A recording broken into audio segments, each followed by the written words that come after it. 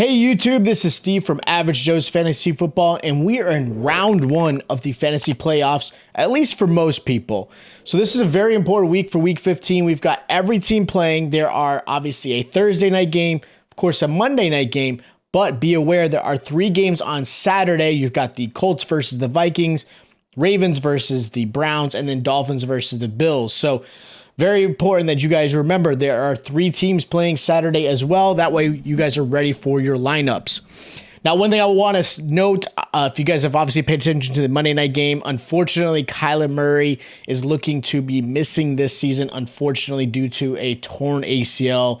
It was pretty sad to see 3 plays in, non-contact injury to the knee, which is usually a bad sign. It's not official, but that's essentially what they're seeing happening. So unfortunately, Kyler Murray is out. I'm sure that affects a lot of you guys in fantasy. Hopefully, Arizona fans, he comes back healthy. It's going to be a long one for him next year because obviously it's going to play into next season, but hopefully he does come back healthy and strong. Now, with that said, these are your obvious quarterbacks you should be starting this week. These are the few, there's not many, but the few that I do recommend this week based off of matchup, or again, they're just consistent no matter what the matchup is. So I like these guys a lot. Now, the first start I recommend is going to be Brock Purdy. It's weird that I'm saying that because I was not the one that jumped on the bandwagon like there were some out there, just because in redraft, it's a little difficult to pick up a quarterback, especially Mr. Irrelevant, that you anticipate them to do really well, right? And that's okay. It happens. I'd like to see things before I just start recommending them to you guys, unless it's a perfect scenario. But he's going against the Seahawks this week.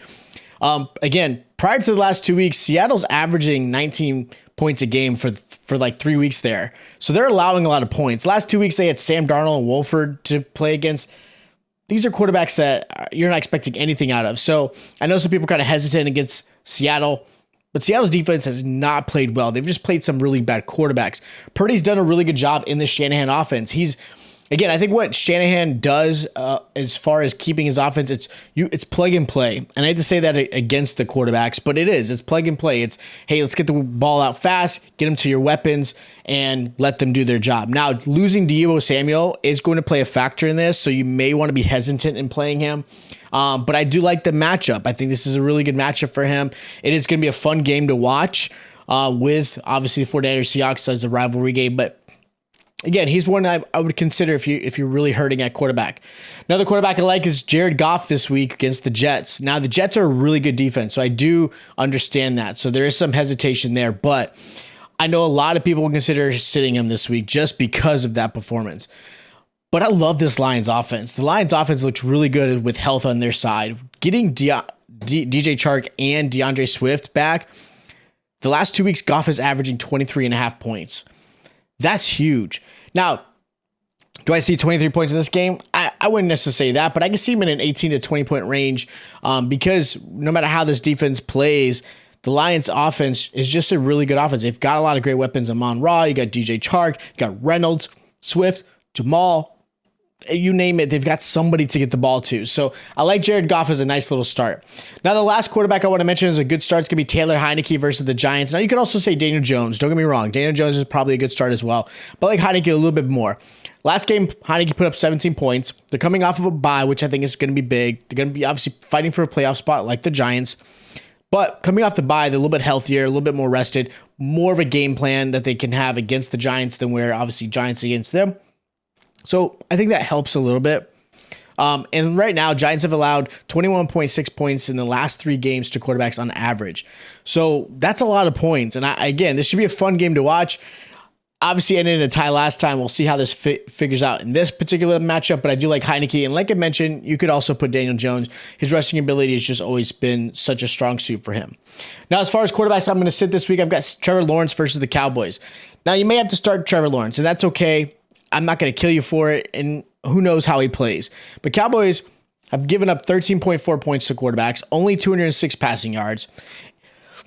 This could be one of those games where it's a trap game for the Cowboys because they just almost lost to the Texans, which obviously was a big deal.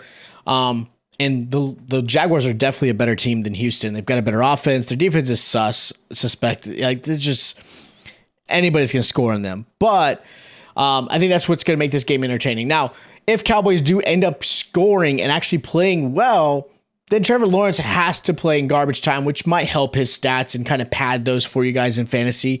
I would just look at possible other options. If you don't have any, obviously play Lawrence. But if you're between Trevor Lawrence and maybe Jared Goff, I'd probably go Goff. Trevor Lawrence against, I don't know, maybe Justin Fields, then you should obviously be playing Justin Fields, even though Lawrence has been hot.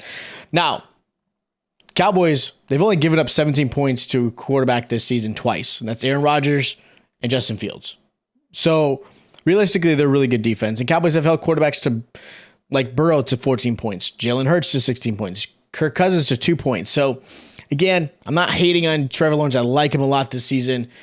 And I'm not trying to be a Cowboys fan. I just look at the options and look at the stats and look at how they can perform. I mean, yeah, Texans scored against Houston or against Cowboys, but the quarterbacks didn't play well. They had like 9 or 10 points in fantasy. So I'm thinking fantasy. I'm not talking the actual game. Now, another quarterback I mentioned is going to be Geno Smith versus the 49ers. 49ers are the number 1 defense against the yards and number 1 against points allowed. This defense is legit. They are definitely the best defense in the league. They're also holding quarterbacks to only 13.6 points and 230 passing yards. Early this year, Geno only had 7 points, and I know that was week 2, so I get that. Geno's definitely a lot better. The Seahawks offense is a lot better. But man, I just don't trust him. But the last 4 games also, if you have to consider the stats, the 49ers have only allowed 11 points per game. So again, matchup-wise, very tough.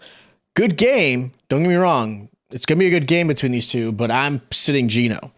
Last quarterback I'm going to say is going to be Tua. I hate to say it to the Dolphins fans, but going against these Bills, the Bills defense is actually pretty good. The first thing I want to mention in this game is going to be the weather. They're expecting 4 to 7 inches of snow. There's a possible chance of them moving the game. I don't think it's going to actually happen. So with that said, especially a team from Florida, it's going to be really tough and challenging for them. Passing the ball is going to be challenging. There's going to be wind. There's going to be snow. It's going to be more of a running game type of game. So I just don't give a lot of credit to this offense. And that kind of negates some of Tyreek Hill's speed. Now, Tyreek Hill still is going to ball out just because that's who he is. But he did have some injuries, concerns you got to think about going into this game. He's not going to sit, from my understanding. But, again, he hasn't played up to par just because of the injury kind of holding him back, even though he did have that fumble touchdown and that pass reception touchdown. And again, Bills are just really good against the quarterback, only holding the 14.1 points and 228 passing yards. In the last 3 games alone, they've only allowed 13.6 points on average. So again, Tua is definitely somebody I'm considering sitting. Now, as far as my only sleeper I've got this week is going to be Mike White versus the Lions. Lions are the worst against the quarterback. They're allowing 24 points, 276 passing yards. White is dealing with a rib injury. If you guys saw any of the highlights, that man took some hits against the ribs. And I'm glad he's doing okay. I'm glad he survived it. There was definitely some really question marks of how he was still able to come back in, but he did. He tried to endure it. Lions should be up in this game. I know the Jets defense is really good, but I do expect the Lions to be up, which means White will have to be passing as long as he does play. And prior to the tough Bills defense, White actually had looked really good. So I like him as a nice little sleeper. So those are my start, sits, and sleepers for week 15, round 1 of the fantasy playoffs. If you guys do have questions of who you should be starting and sitting, not just quarterbacks, but of course other positions, hit us with the comments down below. We're going to be able to answer any of those questions for you guys. This is a very important week. So we want to be able to help you guys get that first round win to help get you closer and closer to that championship. If you guys did enjoy the content, make sure you hit the subscribe button and that notification bell is on. That way you get notified every time we drop a video just like this. Of course, stay tuned. If you haven't already, check out our waiver wire video. Stay tuned till I start and sit running back, wide receiver, and tight end. I'll check you guys out next time.